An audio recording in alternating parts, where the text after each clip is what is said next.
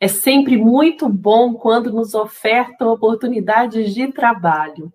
E foi pensando nesse momento que eu escolhi esse tema.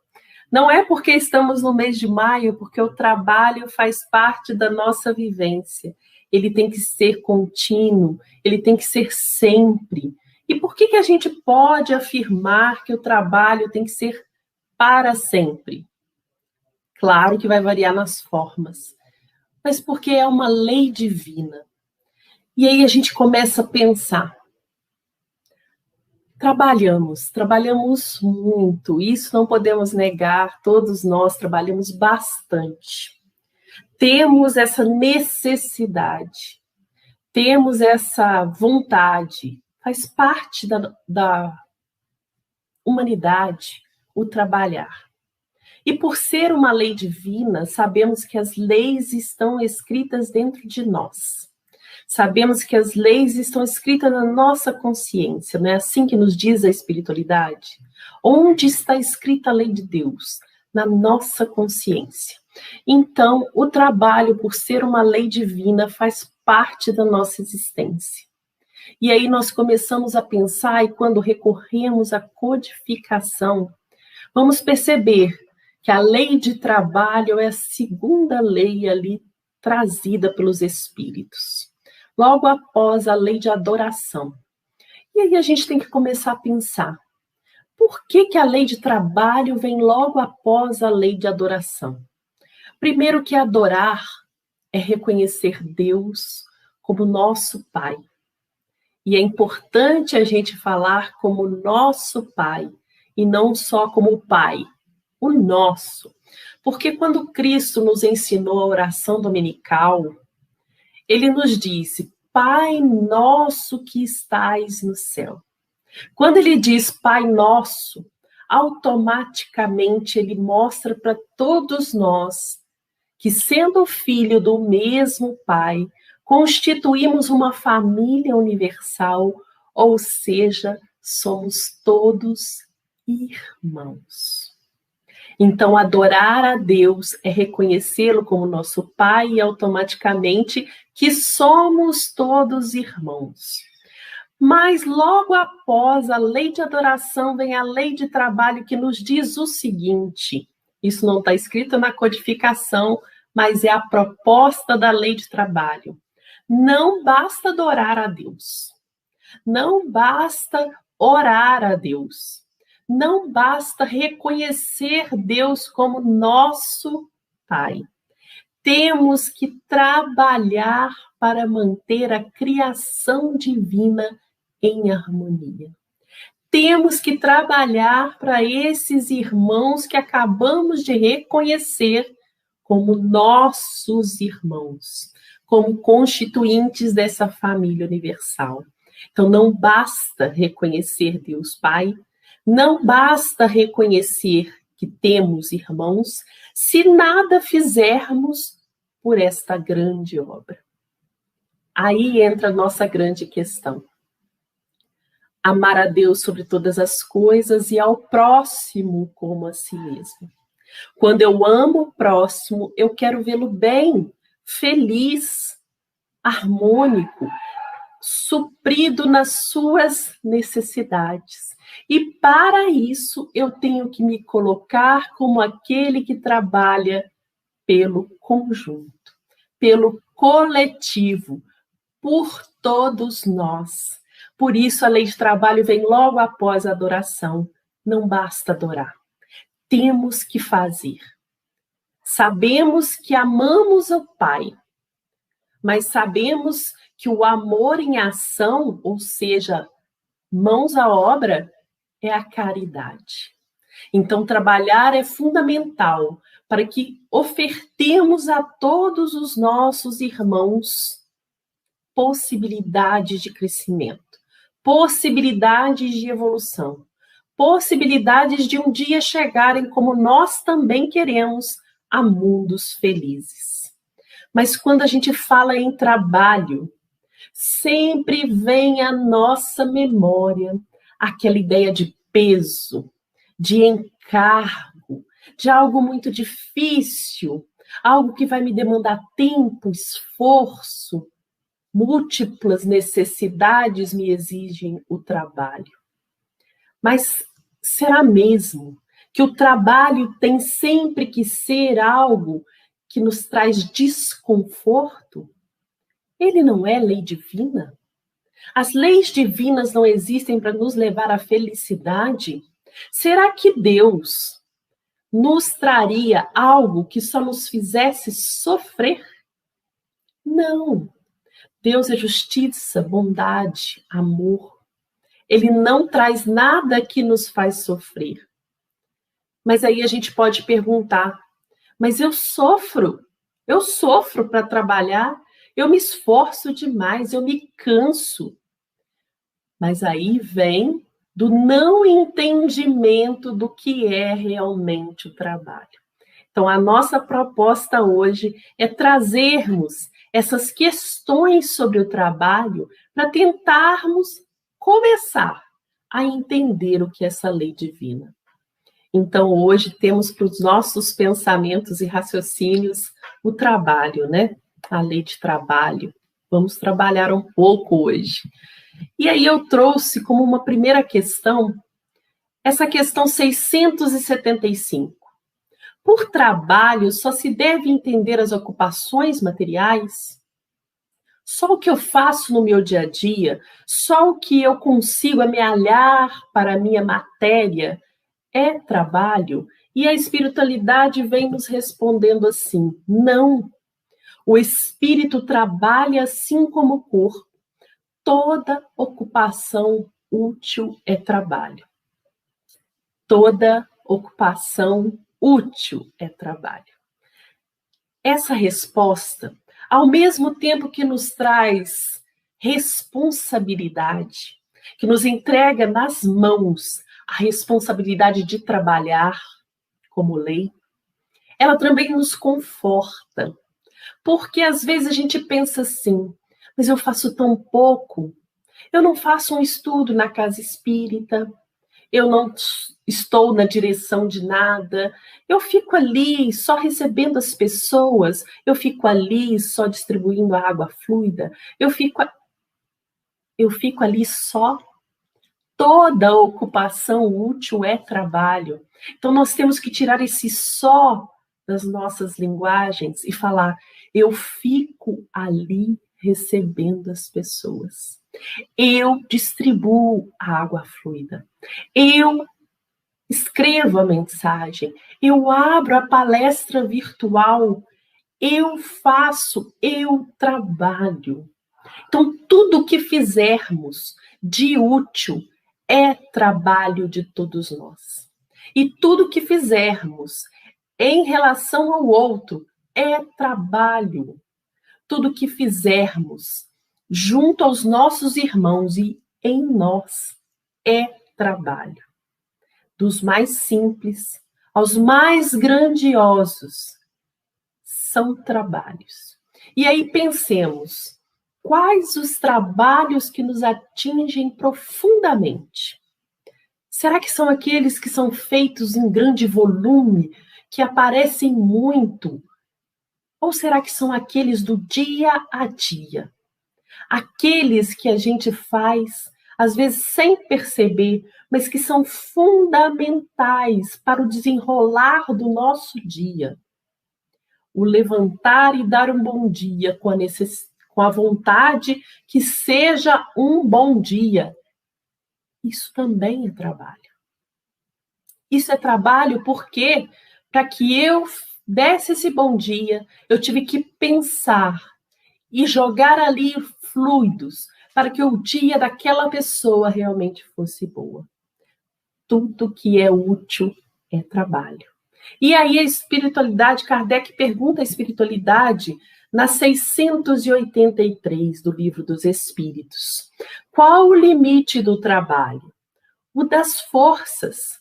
Quanto ao resto, Deus deixa livre o homem. Aí a gente fala assim, ai, que bom, cheguei no meu limite, cheguei no limite das minhas forças, não preciso mais trabalhar. Que ótimo! Aí que nós nos enganamos. Temos nós certeza qual é o limite das minhas forças? Porque muitas vezes eu digo que eu cheguei ao meu limite quando eu estou cansado fisicamente. Eu preciso dormir, eu preciso tirar umas férias, eu preciso ficar uma semana em casa descansando. Estamos aí semanas em casa. Não quer dizer que estamos descansando, porque muitos de nós estão trabalhando até muito mais. Mas estamos aí em casa. E será que não estamos trabalhando? Qual é o limite das minhas forças? Porque eu vou lendo o livro dos Espíritos e quando eu chego nessa questão, eu falo, ai, que bom. Agora eu não preciso mais, posso descansar tranquilamente. Porque já passaram tantas da questão 675 que a gente não lembra mais que toda ocupação útil é trabalho. A gente já deixou essa questão lá para trás e ficou com o limite das forças. E aí vamos pensar, se toda ocupação útil é trabalho, e se sabemos que o espírito não cansa, quem cansa é o corpo físico, qual é o limite da força de um espírito? Nós não sabemos. É tão interessante porque o espírito São Luís e o espírito Santo Agostinho, aí a gente pensa assim, São Luís e Santo Agostinho, sim, juntou os dois, cuidado, eles têm muito a nos ensinar. Eles dizem assim para a gente, gozamos de faculdades, isso está lá na questão 495, gozamos de faculdades que não podeis compreender, mas estáis certos que Deus não impôs uma tarefa acima das forças. Então, às vezes, a gente fala que chegou no limite das forças porque pensamos como carne, como corpo físico. O nosso espírito tem potencialidades que não sabemos. E aí a gente começa a pensar, existe o trabalho físico e o trabalho espiritual. Quando a gente fala no trabalho físico, é esse sim que nos faz adormecer no final do dia. É esse sim que nos faz sentir as dores da carne. É esse sim que nos faz, às vezes, ficar fadigados. Mas, quando falamos do trabalho espiritual, é aquele que, quando o corpo se cansa e você se assenta um pouco para descansar, a sua mente continua trabalhando. A sua mente vai aonde o seu coração estiver. A sua mente vai em busca daquilo que você pode realizar naquele momento. E muitas vezes estamos desatentos a esse trabalho do espírito. Existe o trabalho do espírito quando esse corpo fadigado deita para repousar. E em desdobramento ele vai a muitos lugares onde pode auxiliar, onde pode continuar aprendendo enquanto o seu corpo repousa para o próximo dia de luta. Existem dois tipos de trabalho. Fundamental que pensemos nisso, porque quando formos repousar, deixaremos nossos espíritos mais livres. Deixaremos ele com tranquilidade para que possa dali sair em busca desses trabalhos. Não vamos ficar apegados e presos àquele corpo físico, tomando conta dele a noite inteira. Sabemos que temos um trabalho muito além daquele ali, do dia a dia. E assim, Kardec, nosso exemplo na doutrina espírita de grande trabalhador. Tivemos aí, em abril, né, as comemorações do lançamento do Livro dos Espíritos. É muito importante que a gente relembre essas datas, não que seja fundamental para a doutrina espírita, mas é importante que a gente relembre, porque quando a gente vai em busca desses fatos históricos, vamos valorizando essa caminhada, vamos valorizando esse trabalho que não foi fácil. Kardec enfrentou muitas discórdias, Kardec enfrentou muitas situações desfavoráveis. que refletiram inclusive no seu corpo físico. Se sentindo adoentado, Kardec se retira em um certo momento, mas sabendo que o espírito não para, Kardec constitui o Evangelho segundo o Espiritismo. Kardec era um homem que se colocava na sociedade em que vivia, em busca de melhorar essa sociedade. Kardec era o homem do trabalho. Então é bom que a gente olhe para ele e pense, é um exemplo a ser seguido. É um exemplo a ser compartilhado. Não somente pelo seu trabalho na doutrina espírita, e aí a gente sabe que ele relembra encarnado, né? Porque algumas pessoas costumam dizer assim, quando ele adotou a doutrina espírita, quando ele conheceu a doutrina espírita. Sabemos que foi um espírito preparado para esse trabalho que ia assumir. Então, ele relembra o compromisso junto à doutrina espírita e, estando em contato com essas realidades, faz um trabalho maravilhoso de organização dessas ideias espíritas, de organização desses conceitos de uma forma tão metódica que todos nós podemos pegar o Livro dos Espíritos na nossa casa e ler e entender, porque o trabalho de aprofundamento que ele fez ali foi imaginando que nós não teríamos os grupos de estudos. Quando ele lança o Livro dos Espíritos, ainda não existiam os grupos de estudo. Sabemos que ele faz uma viagem em 1862, quando ele se depara com grupos que se reuniam para estudar. Em 62. O Livro dos Espíritos foi lançado em 57. Ou seja, a proposta do Livro dos Espíritos era: pegue, estude, aprenda. Você. Então, ele fez de uma forma didática. Grandioso trabalho. E Kardec pergunta aos espíritos assim: por quê? Se a sociedade dele estava toda voltada para o trabalho, a valorização do trabalho, porque era a revolução industrial ali, né, naquele momento, vamos capacitar as pessoas, vamos ensinar as pessoas, vamos colocá-las em fábricas para trabalhar. Era essa vontade da sociedade. As escolas se voltavam para essa capacitação. E Kardec, vivendo esse mundo, não podia se abster de perguntar. E ele pergunta a espiritualidade na 678. Nos mundos mais aperfeiçoados, o homem se acha submetido à mesma necessidade de trabalhar? Vamos trabalhar nos outros mundos da mesma forma que fazemos aqui na Terra? Será que vai ser dessa forma? Vai ser com esse propósito? Será que os espíritos evoluídos trabalham como nós? Porque naquela época ainda existia aquela ideia de que um dia iríamos para o mundo espiritual, que na verdade para o céu, e lá ficaríamos deitados, aproveitando esse momento de paz, harmonia nesse mundo feliz. Tínhamos ainda naquela época essa ilusão. Então, Kardec faz essa pergunta fundamental para o entendimento. Kardec não perguntava o que ele queria saber. Ele perguntava o que era importante para as pessoas daquela época e de hoje. Nós ainda temos muitas dúvidas sobre a codificação. E, infelizmente, ainda ouvimos muito se falar de pouco estudar. Então, é assim, mas aonde está? Onde que está escrito? É essa interpretação mesmo?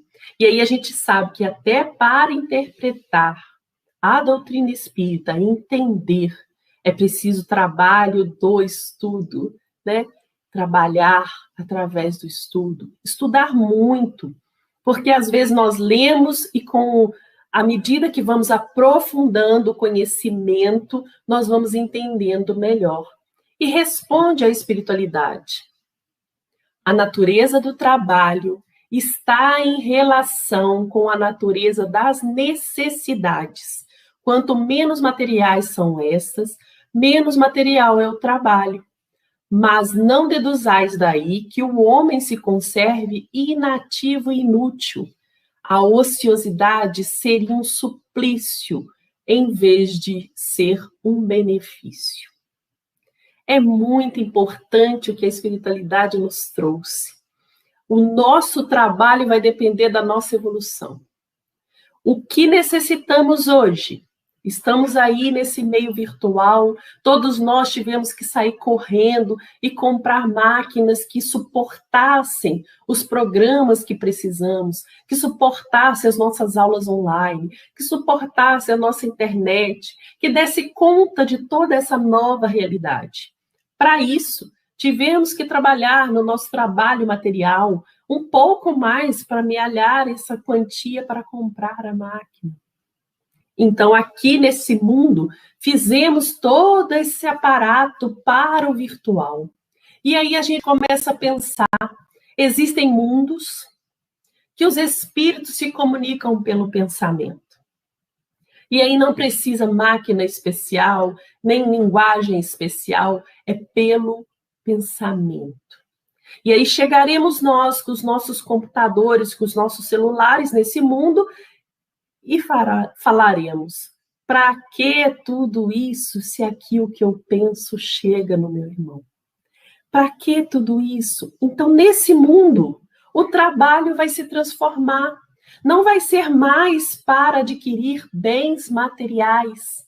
Vai ser menos material.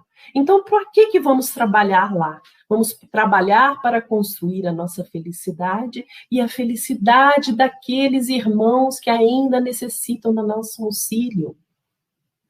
Esse será o nosso trabalho quando estivermos mais evoluídos. Não será material, será espiritual. E se não prestarmos atenção no final dessa questão, a ociosidade seria um suplício ao invés de um benefício, não entenderíamos Jesus. Por que Jesus, um ser já evoluído, morador de mundos felizes, aquele que não precisa mais reencarnar, aquele que já conhece o Pai em sua proposta mais profunda, porque ele mesmo disse: eu e o Pai somos um. Ele sabe da proposta de Deus para ele. Por que Jesus, sendo esse ser, resolve vir à Terra, encarnar num mundo de provas e expiações, sabendo que nós não compreenderíamos nem um terço daquilo que ele veio nos trazer? É porque esse espírito que chega na condição do Cristo, esse espírito que chega na condição de felicidade, de comunhão com o Pai, ele sabe que a ociosidade é um suplício, porque esse espírito que é luz, esse espírito que já desenvolveu as suas potencialidades. Lembra o que Santo Agostinho e São Luís disse? Nós temos capacidades que vocês não conhecem. E era ainda São Luís e Santo Agostinho. Imagina as potencialidades de Jesus. Nós não conseguimos nem imaginar. Imagina esse espírito com essa potencialidade tendo que ficar parado, sem poder exercitar as suas virtudes, sem poder utilizar essas virtudes conquistadas em nome do amor do Pai por nós.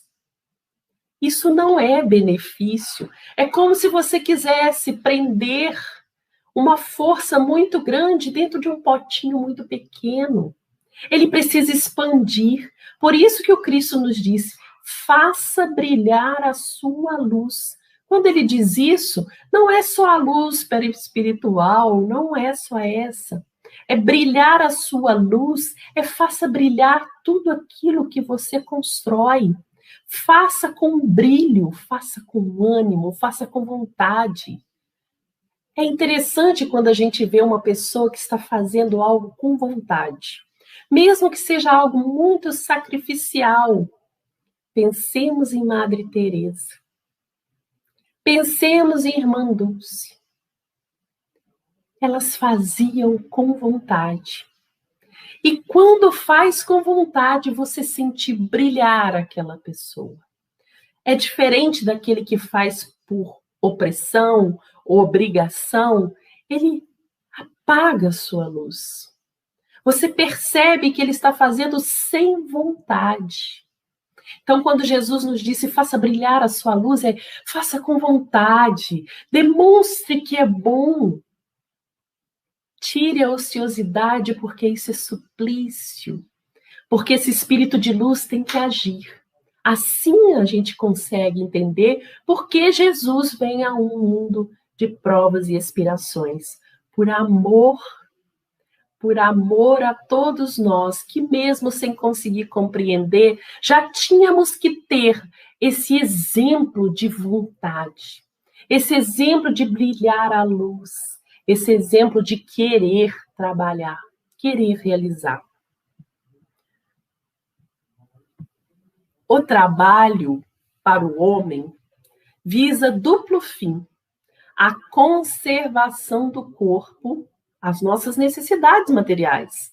A gente trabalha para isso também, não é um erro, porque muitas pessoas falam assim, você trabalha só para ter o bem material. Não é só, mas é também.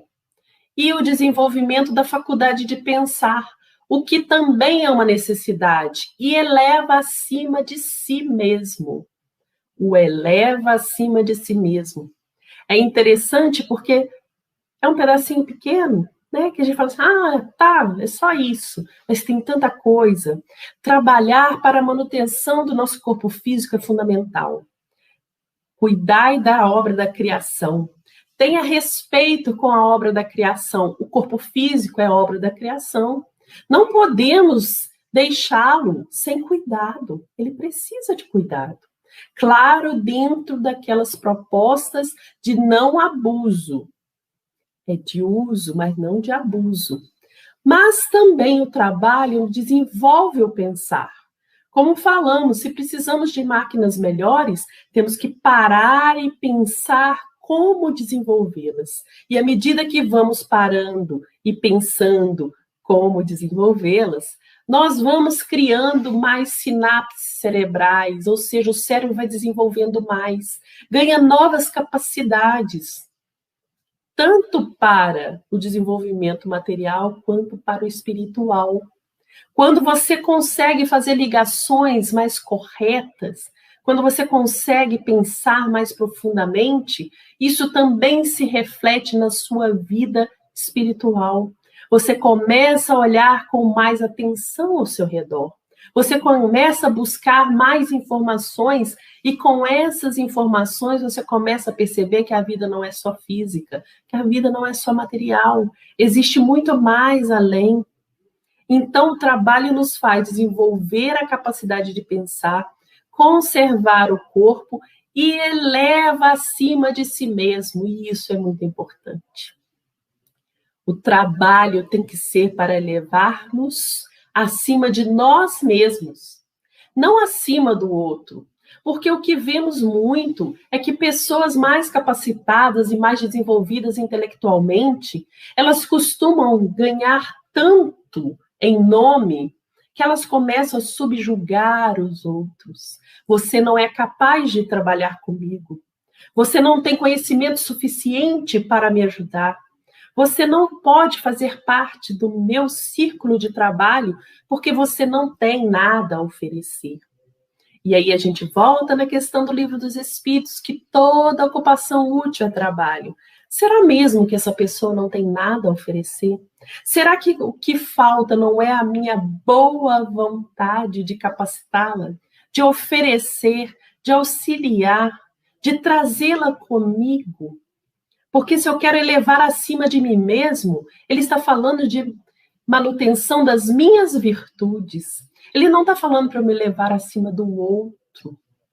Isso a gente tem que pensar em todas as nossas ações, sejam elas na casa espírita ou no trabalho formal. Nós temos que pensar que o trabalho tem que ser primeiro em nós. Primeiro, olhar para nós e perceber o que aquilo pode me auxiliar no meu crescimento. Visa ainda outro fim, a encarnação. Aí ele está falando de encarnação, mas se formos ver, A encarnação é para quê? Para trabalharmos aquilo que precisamos nos reajustar.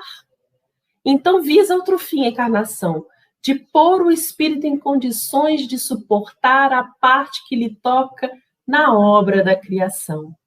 Pôr o espírito para trabalhar. Nós, encarnados, temos que utilizar do nosso corpo físico para agir no mundo. Não poderíamos estar aqui agindo no mundo material se não tivéssemos o corpo material. Então, quando a gente encarna, quando a gente está no corpo, é para trabalhar e fazermos, realizarmos a parte que nos toca na criação. É assim que, concorrendo para a obra geral, ele próprio se adianta. Tem um conhecimento que é trazido por Bezerra, por Emmanuel, que nós estamos aqui para auxiliar a outra criatura. Nós estamos aqui para nos transformar à medida que nos colocamos perante o outro. Por isso, também temos uma lei divina, que é a lei de sociedade. Não podemos e não devemos, apesar de muitos irmãos escolherem o isolamento, mas não devemos. Como vamos saber se estamos trabalhando em nós o que precisamos, se não tivermos um parâmetro no outro? Por isso vivemos em sociedade. A ação dos seres corpóreos é necessária à marcha do universo. Porque às vezes a gente pensa assim, se a vida real é do espírito, por que a gente não fica lá de uma vez? Por que a gente tem que vir para a Terra e às vezes sofrer? Por que a gente tem que passar por dores aqui físicas? Para que isso?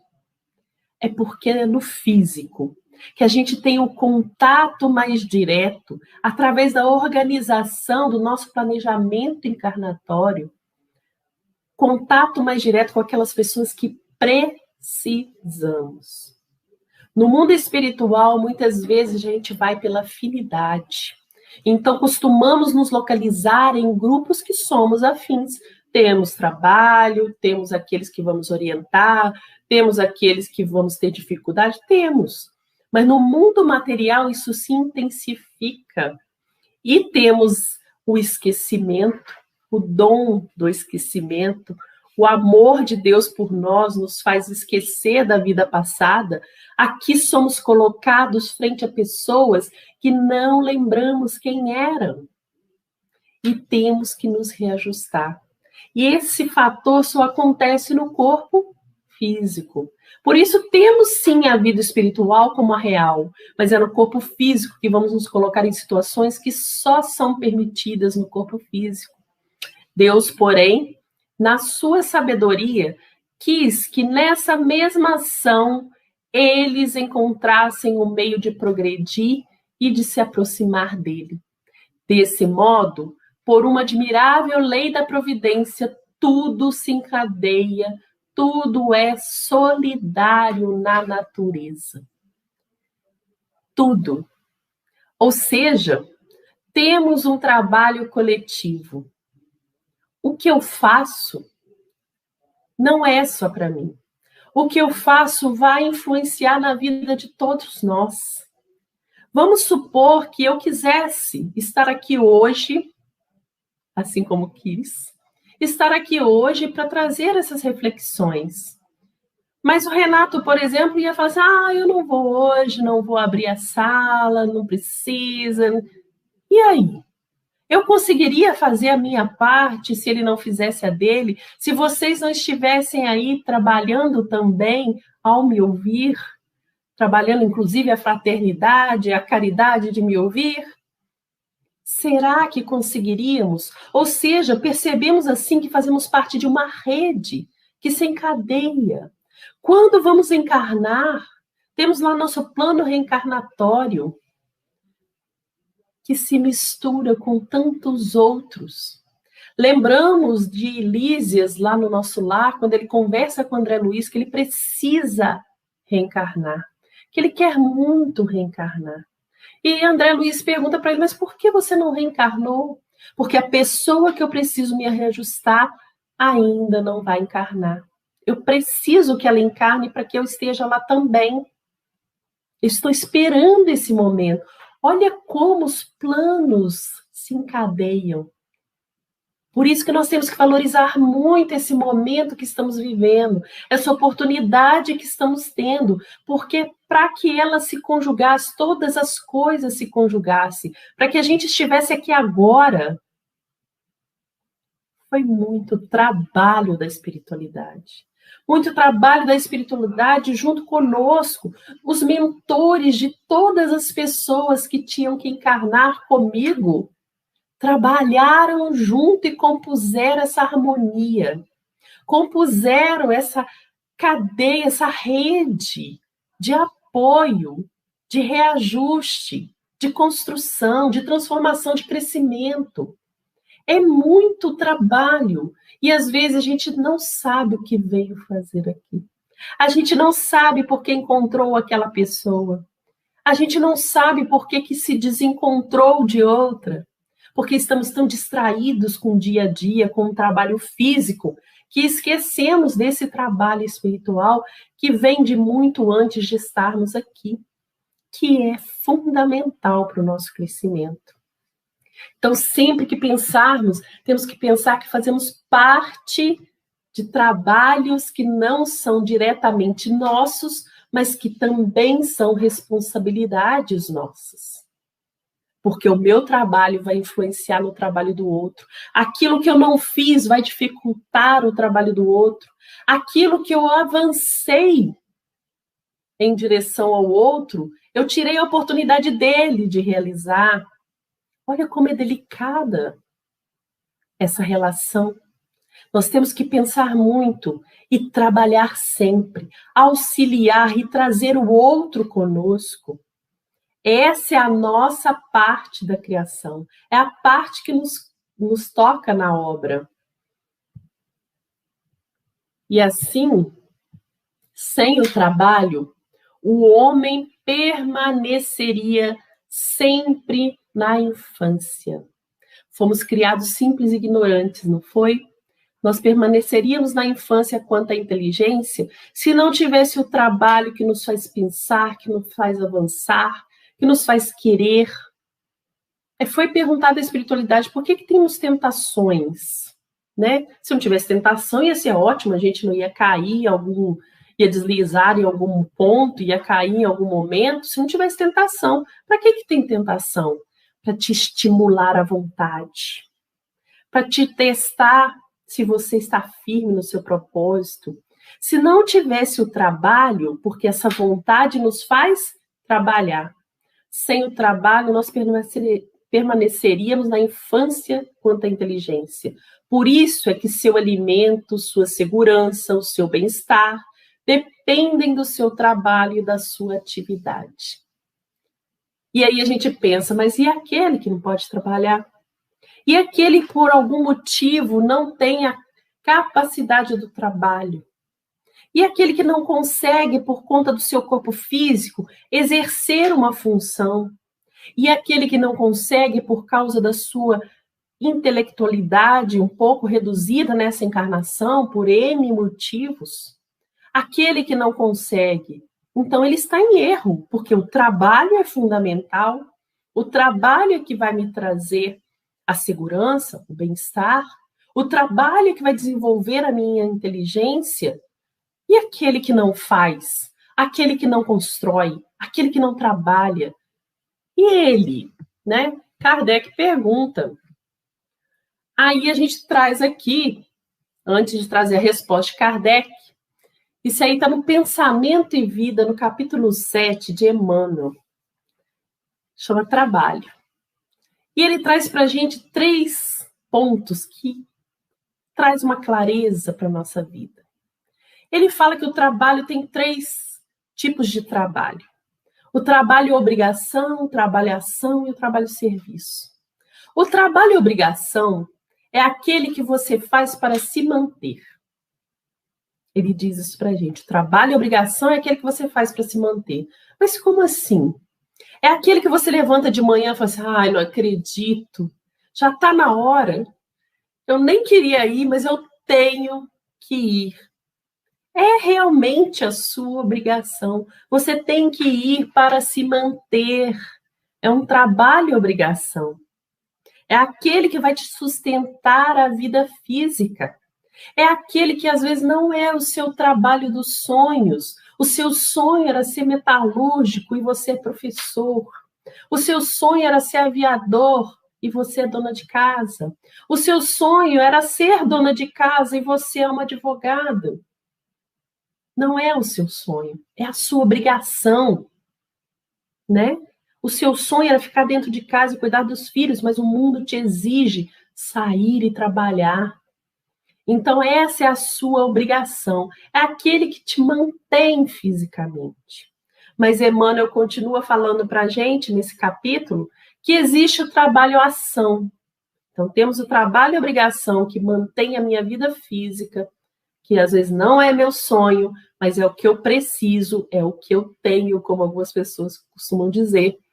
Mas tem o trabalho-ação, que é aquele que movimenta o ambiente, que modifica.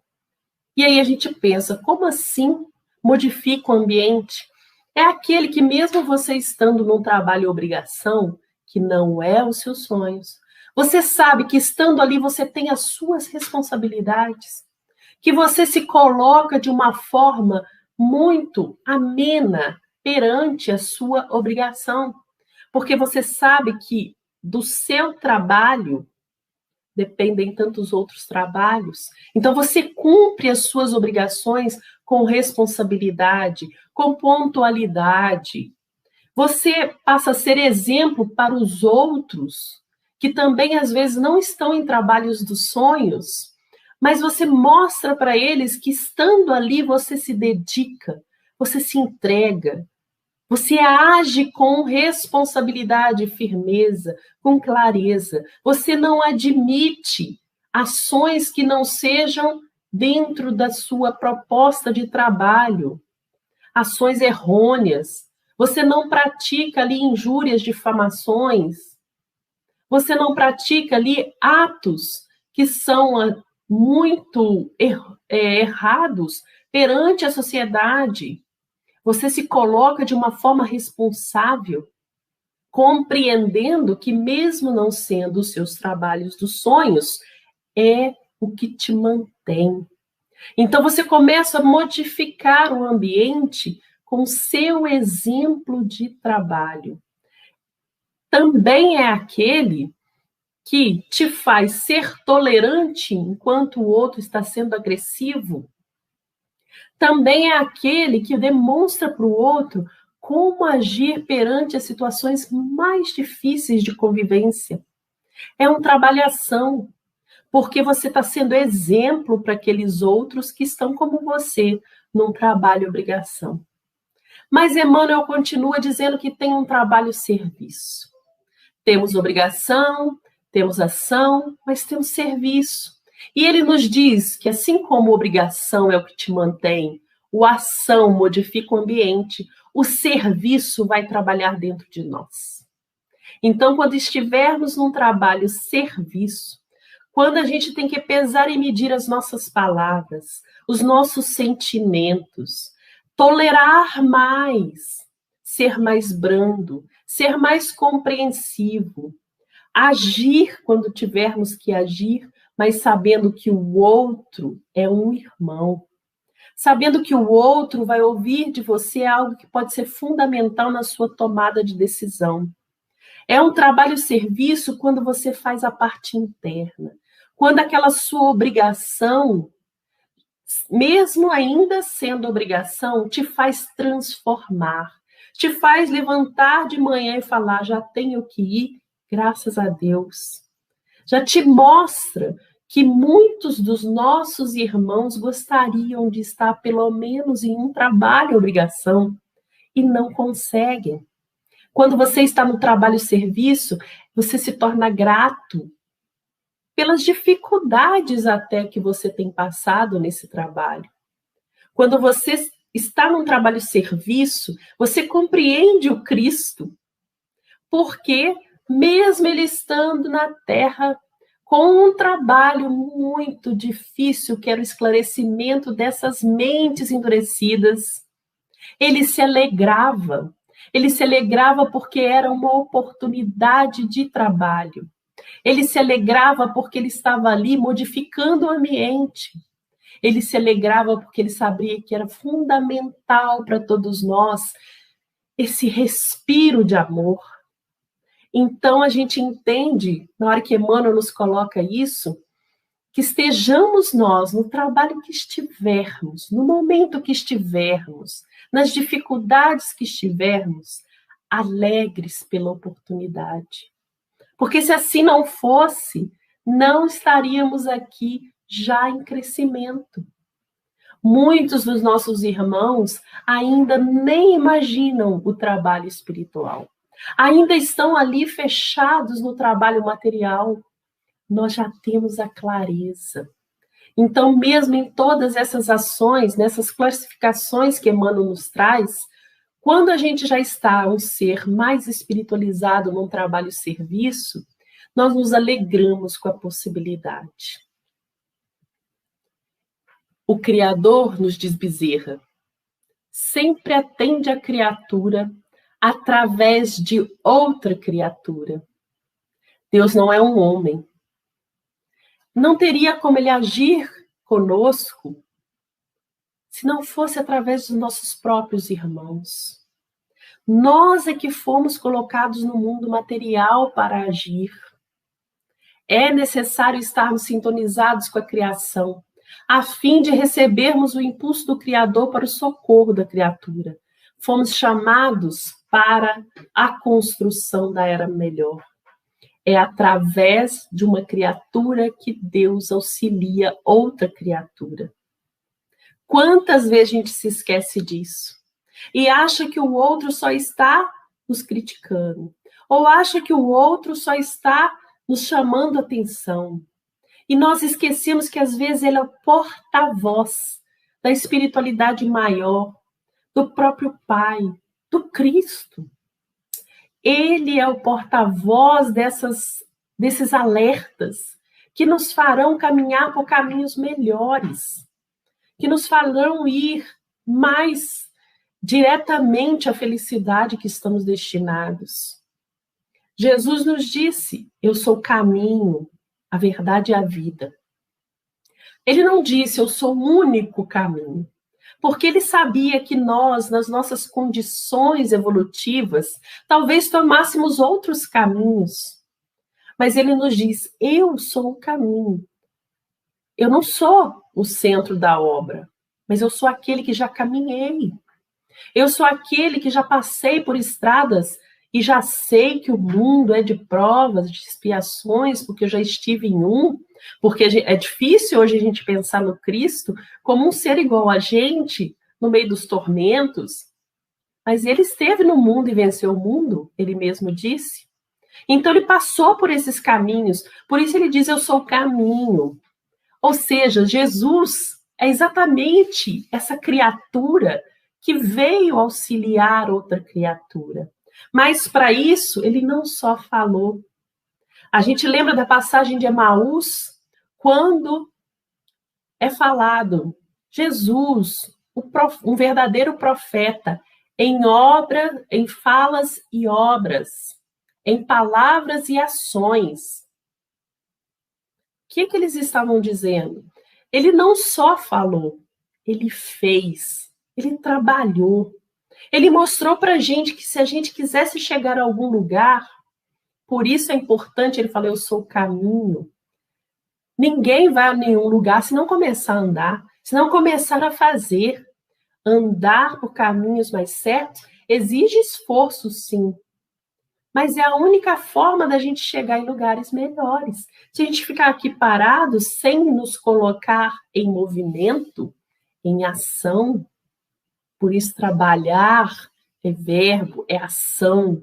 Se não nos colocarmos na ação, não vamos chegar. Ninguém vai nos pegar no colo e caminhar para nós, porque aí nós não chegaremos da mesma forma, não saberemos o que fazer lá. Nós vamos ter que dar os nossos passos. teremos muitas ajudas. Teremos muitas, porque Deus é amor. Mas a caminhada é nossa. Encontraremos muitos irmãos que estarão conosco nessa caminhada. Mas a caminhada é nossa. E aí um espírito amigo, lá no Evangelho segundo o Espiritismo, trouxe assim para a gente. Porque foi perguntado para ele se a gente devia reclamar, né? Das dificuldades que a gente passa, das intempéries, das dores. E ele fala, não, não, não e não. Em vez de acusar aquele que tudo lhe preparara, de criticar as doações que recebera, queixe-se do verdadeiro autor das suas misérias. E aí a gente para pensar, né? Quem é o autor das nossas misérias? Nós mesmos. O que é bem? É estar em acordo com as leis de Deus. E o que é mal? Se afastar dela. Então, quem se afasta das leis de Deus? Somos nós mesmos. Prepare o solo estéril pelo esforço da sua vontade. Esforço. Ninguém falou que ia ser fácil. Ninguém falou que ia ser fácil. É esforço. Não conhece o verdadeiro espírita pelo esforço que faz de domar as más tendências? O esforço da sua vontade. Lavre-o fundo com o auxílio do arrependimento e da esperança. Lance nele confiante a semente que haja separado por boa, dentre as más. É passar o arado nos nossos corações, na nossa vontade. Não vai ser fácil, pode ser doloroso, mas é necessário para que a terra fique boa, fofa, para que a gente coloque as melhores sementes que a gente separou, a semente que haja separado por boa, porque semente também tem muita.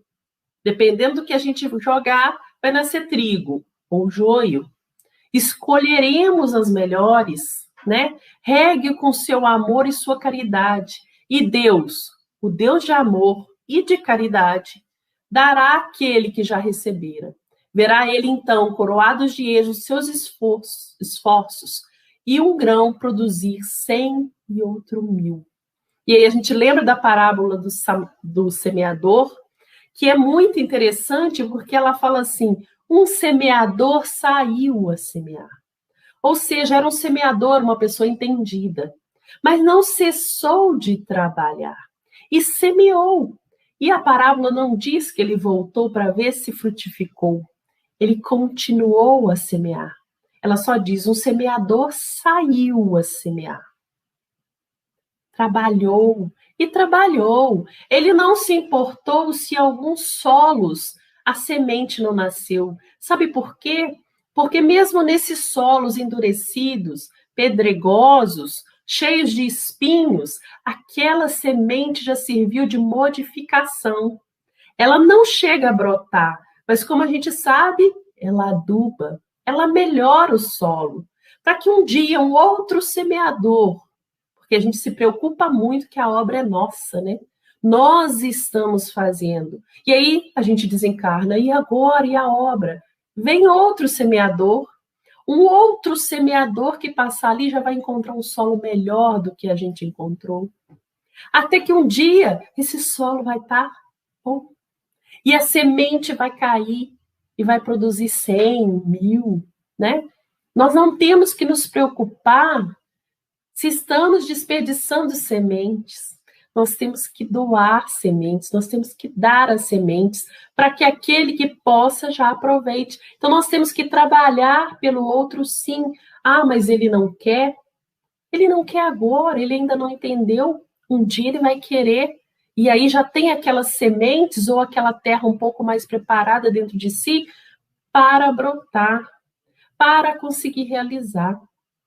Então, é muito interessante quando a gente analisa a parábola do semeador com esse olhar de trabalho incessante no bem, de trabalho sem esperar o retorno.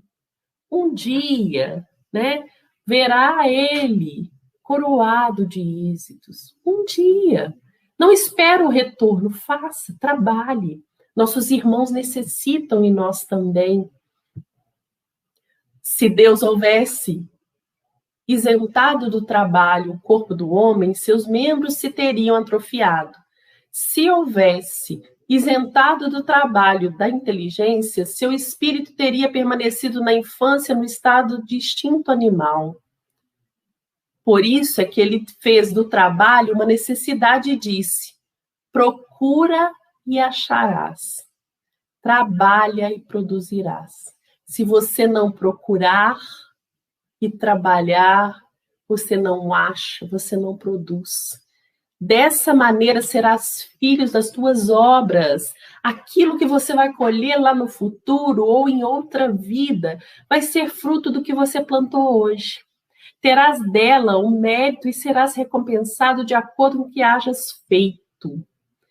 Se não plantarmos, se não trabalharmos hoje, por N dificuldades que pudermos aqui colocar como desculpas, como argumentos, se não fizermos hoje, que futuro vamos colher? Se não trabalharmos agora, porque estamos tendo dificuldades, que futuro nós teremos? O amanhã depende do hoje.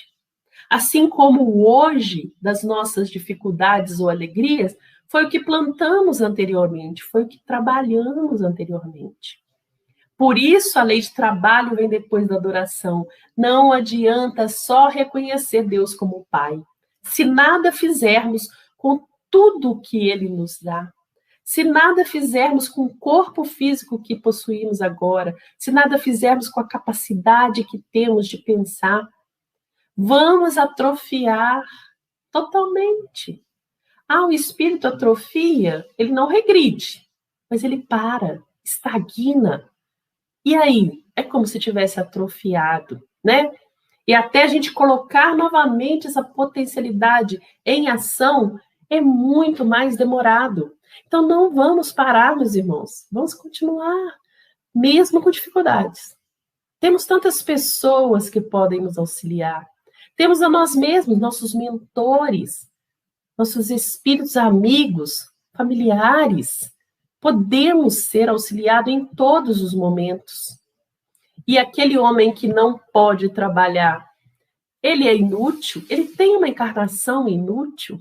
Porque se o trabalho é tão importante, que será daquele que não faz? Deus é justo. Só condena aquele que voluntariamente tornou inútil a sua existência. Portanto, esse vive às expensas do trabalho dos outros. Só aquele que realmente não pode, não trabalha. Deus e a nossa consciência, claro, quando a gente fala Deus e a nossa consciência, só nos cobra por aquilo que a gente deixa de fazer. Se a gente deixar de fazer o que pode, aí seremos cobrados. Mas se não pudermos realmente, não há cobrança nisso. E aí, ele quer que cada um seja útil, de acordo com as suas faculdades. Nessa questão que só para a gente terminar, fala das diferenças de aptidão. E é interessante que ele fala o que um não faz, o outro faz. Deus nos dá essa diferença para que a gente trabalhe em conjunto. Imaginemos se todos nós fôssemos grandes cientistas da mesma matéria, do mesmo conhecimento, como desenvolveríamos o restante? Como desenvolveríamos aquilo que estamos precisando? E ele ainda fala, ademais, sendo solidários entre si, todos os mundos, necessário se torna que os habitantes dos mundos superiores, que na sua maioria foram criados antes do vosso, venham habitá-lo para vos dar exemplo. E aí a gente pensa que lá atrás nos foi respondido tudo na natureza sem cadeia. E a gente fica pensando ao nosso redor. Mas são os mundos. A espiritualidade superior tem um trabalho para conosco. Tem um trabalho para ser realizado junto com a gente. Por que a gente não acessa essa espiritualidade pedindo intuição, inspiração, força, fé para continuarmos? Eles vêm por amor nos atender.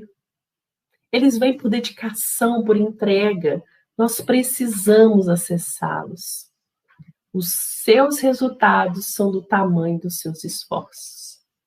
Então, nos esforcemos, meus irmãos, para continuar todos os dias, seja nos nossos trabalhos, ação, obrigação, serviço, seja nos nossos trabalhos da casa espírita, seja nos nossos trabalhos, os trabalhos formais, na nossa família. Quanto trabalho a gente tem na nossa família, seja no que for.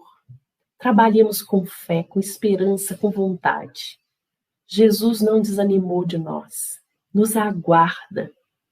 Quem somos nós para desanimar, então?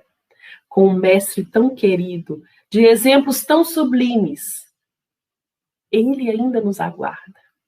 Então, que sejamos luz para os nossos irmãos, que sejamos luz para a nossa família, que sejamos luz para a nossa casa espírita, sabendo que luz também trabalha. Então, meus amigos, meus queridos, um abraço a todos vocês. Deixo aqui o meu abraço do Centro Espírita Amor ao Próximo, ao qual faço parte, dos nossos companheiros de lá, que estamos com as portas físicas fechadas, mas o nosso trabalho espiritual não cessa. Então, que essa noite possamos todos nós nos encontrarmos nesses trabalhos tão sublimes que Jesus nos trouxe. Uma noite de luz, uma noite de paz, uma noite de harmonia a todos vocês. Que os seus lares estejam em paz, protegidos e felizes. Um abraço a todos vocês, gratidão pelo convite e até a próxima.